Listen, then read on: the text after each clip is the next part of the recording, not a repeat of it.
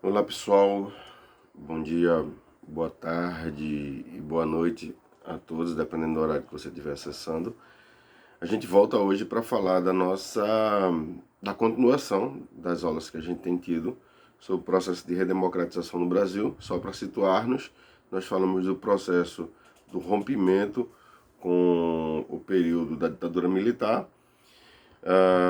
Pós-ditadura militar, a gente tem um movimento ainda dentro da ditadura militar, que é o ano de 82, onde a gente vai ter o movimento Direta Já. Só que essa lei não passa, uma lei conhecida como Dante Oliveira. E em 84 o colégio eleitoral se junta e escolhe entre eles, faz uma eleição entre eles.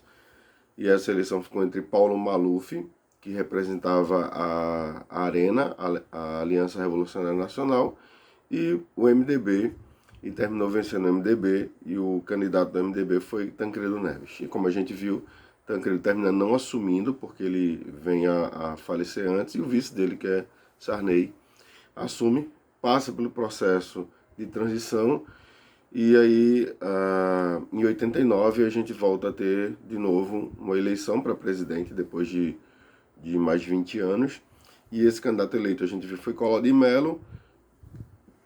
A principal marca que teve do governo Collor foi o confisco da poupança, né, dos brasileiros, a gente viu. Depois a gente teve o governo Fernando Henrique, 2 mandatos de Fernando Henrique. Lembrando que ele era contra a reeleição, mas depois que assumiu, tornou-se presidente, ele mesmo, o Congresso votou pela reeleição e ele é reeleito, tendo 2 mandatos. E aí a gente chega na aula de hoje, que é os mandatos do presidente Lula.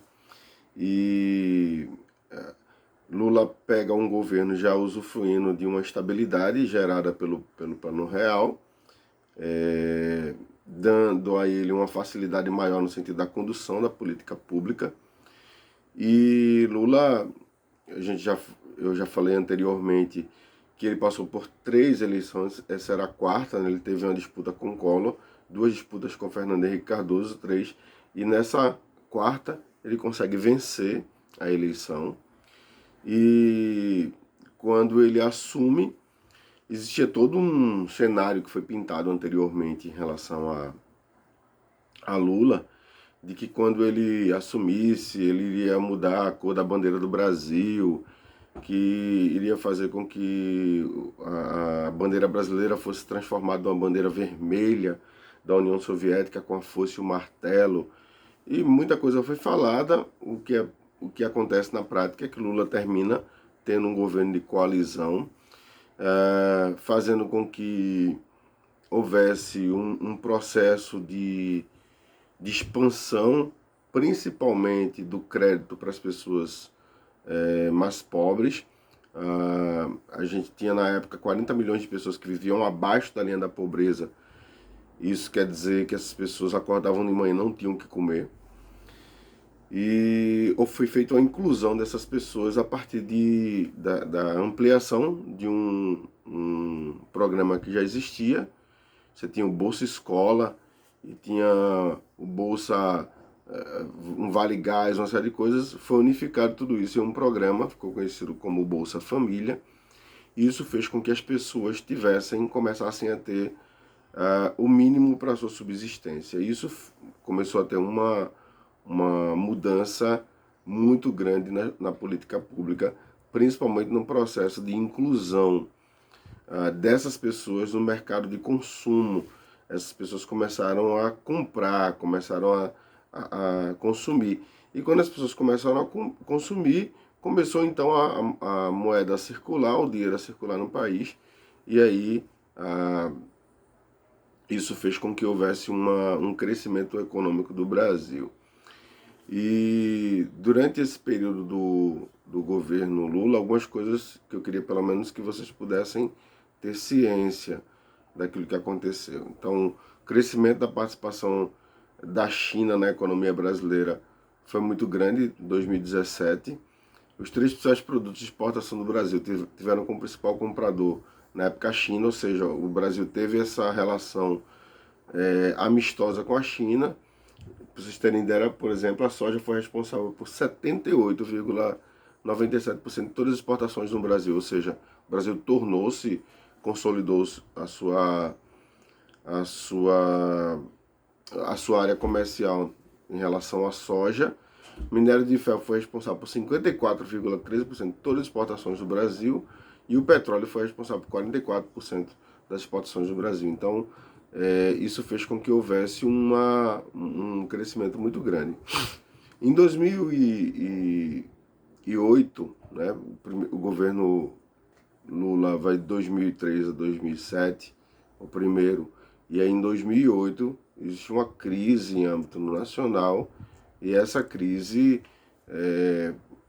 faz com que o Brasil diminua seu crescimento, mas mesmo assim, durante esse período, a gente teve um crescimento grande, geração de emprego, 10 milhões de empregos foram gerados, o salário mínimo começou a aumentar, né? Porque foi feita uma política de indexação do salário mínimo, fazendo com que o salário mínimo ficasse sempre acima da inflação, em média 5%. Isso quer dizer que quando as pessoas tinham um salário aumentado, esse salário subia acima da inflação. Então, essas são características do governo que a gente poderia destacar aqui em relação ao governo Lula. E aí você tem um surgimento dos casos de corrupção, né? Inicialmente ficou conhecido como mensalão, onde alguns políticos recebiam mensalmente, daí a ideia de mensalão, um valor para votar naquilo que era conveniente, e isso teve uma expansão muito grande. Esses escândalos começaram a tomar uma projeção nacional, e aí você tinha ministros que eram muito próximos ao presidente Lula que começaram a ser processados por causa desses casos de corrupção.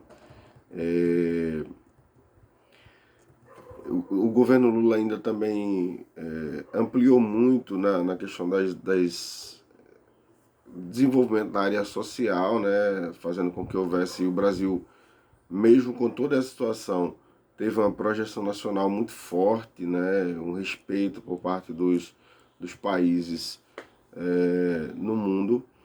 Então, se a gente fosse destacar, pontuar aqui, a gente teria um governo que fez um processo de inclusão da população no consumo, fez com que houvesse, a partir daí, um crescimento econômico muito grande durante o governo Lula. E o ponto negativo foram os casos de corrupção, especificamente aí destacando o mensalão, que fez com que ficou claro o processo que existia de corrupção em várias instâncias do poder. E aí depois você tem Lula consegue emplacar a sua sucessora, que foi Dilma Rousseff, e Dilma tem um primeiro mandato, consegue conduzir o primeiro mandato, e depois há uma série de ações por parte da própria Câmara Federal, fazendo com que aquelas pautas que eram necessárias para